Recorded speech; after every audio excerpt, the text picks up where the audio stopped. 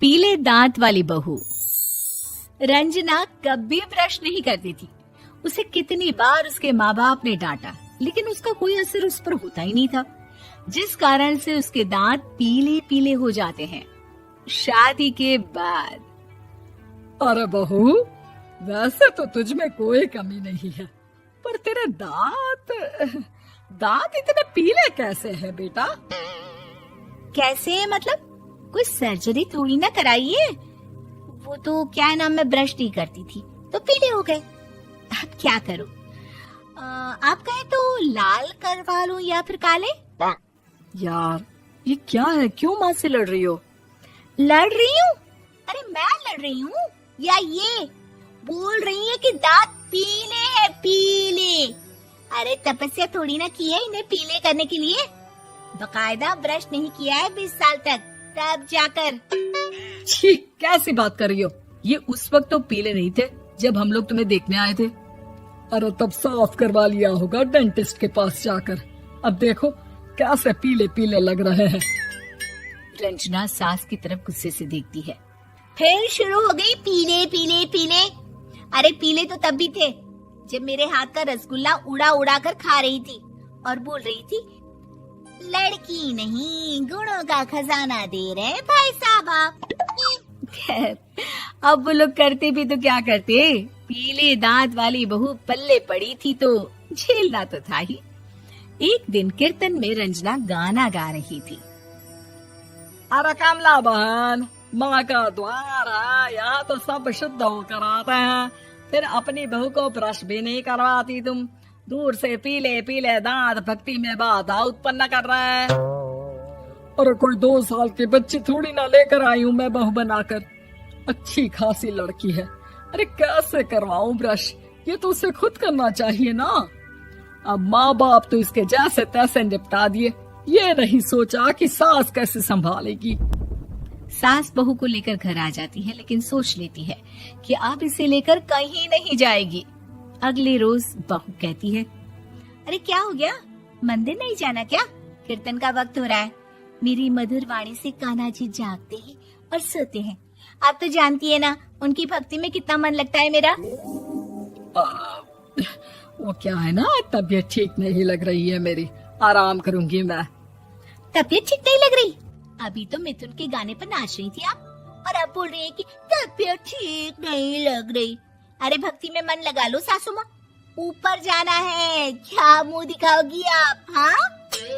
सास को बहू की बात पर गुस्सा आ जाता है। मैं क्या मुंह दिखाऊंगी, इसकी चिंता तो ना कर, समझी? अपने मुंह की चिंता कर, जो ये पीले पीले दांत लेकर हर जगह पहुंच जाती है। पता है लोग कितना मजाक बनाते हैं। ना जी ना, मैं नहीं जाना कहीं तेरे साथ।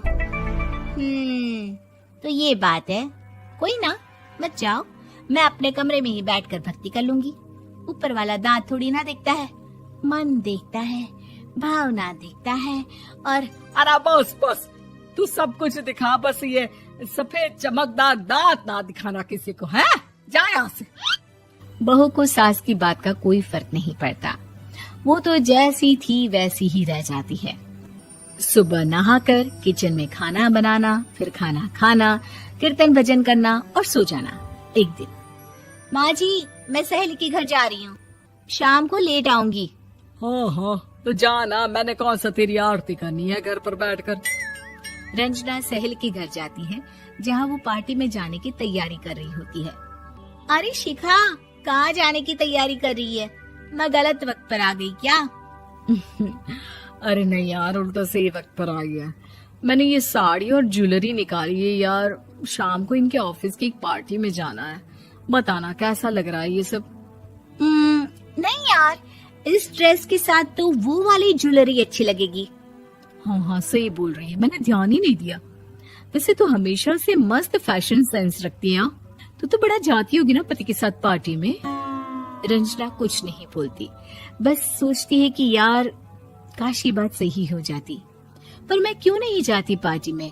क्या इन लोगों की कोई पार्टी होती नहीं होगी? रंजना घर आती है और रात में पति से सवाल करती है, एक बात बताइए, आप मुझे किसी पार्टी में क्यों नहीं ले जाते? क्या आपके यहाँ ऑफिस में पार्टी नहीं होती? पति बेचारा क्या कहता कि दांत पीले हैं तुम्हारे इसलिए। अरे कोई पार्टी होती नहीं हम लोगों के ऑफिस में, तो कहाँ से लेकर जाऊं? और मार्केट, मॉल, कहीं वीकेंड घूमना, कहीं तो। अरे यार, सारे हफ्ते में एक छुट्टी मिलती है, तो सोचता हूँ कि आराम ही कर लूं। क्यों? रंजना मन मार के रह जाती है। पहले कभी सास के साथ मंदिर जाया करती थी, लेकिन वो भी सास ने ले जाना बंद कर दिया। घर बैठी बैठी रंजना बोर हो जाती है। तभी उसे आइडिया आता है और वो मायके जाने का सोचती है। सासू माँ, 2 दिनों के लिए मम्मी के घर जा रही हूँ। अच्छा अच्छा ठीक है, आराम से जा। और हाँ, माँ से कुछ अच्छी आदत सीख कर आना कि कैसे शरीर के हर भाग की तरह दांतों की सफाई भी जरूरी होती है, समझी? शुरू हो गई ना आप। वो लोग आपकी तरह नहीं है कि छोटी छोटी बात का बतंगड़ बना दे। उन लोगों के लिए मैं मायने रखती हूँ, ना कि मेरे पीले पीले दांत। रंजना माँ को बिना बताए उन लोगों को सरप्राइज देती है, लेकिन जैसे ही वो दरवाजे पर पहुंचती है, अंदर देखती है कि घर वाले कहीं जा रहे होते हैं। अब माँ, काश रंजना दीदी के दांतों वाली प्रॉब्लम नहीं होती, तो वो भी हम लोगों के साथ चलती ना बुआ जी की बेटी की शादी में। हाँ बेटा, लेकिन अब उसे कौन समझाए कि उसको उसके पीले दांत नहीं दिखते, लेकिन उसके आसपास के लोगों को कितना एम्बैरेसिंग फील कराते हैं। मुझे तो कितनी बार उसके स्कूल की टीचर ने शिकायत की कि उसके साथ कोई लड़की बैठना भी नहीं चाहती, और ना ही कॉलेज में कोई उससे बात करना चाहता था। लेकिन पता नहीं उस लड़की में बस यही के दांत पीले हैं। वो तो भला हो जीजा जी और उनकी माँ का, जो दीदी को जैसी है वैसे ही रखा हुआ है। रंजना को अपने घर वालों की बात सुनकर बहुत दुख होता है। वो सोचती है कि वो क्या करे, लेकिन फिर वो सीधा डेंटिस्ट के पास जाती है, अपने दांत चमकाती है और कसम खाती है कि वो रोज ब्रश करेगी।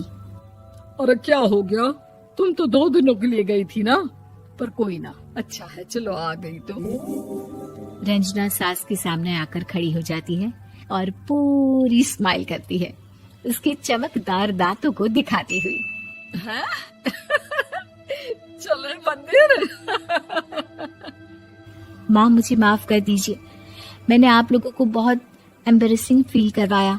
मैं आज से रोज ब्रश करूंगी।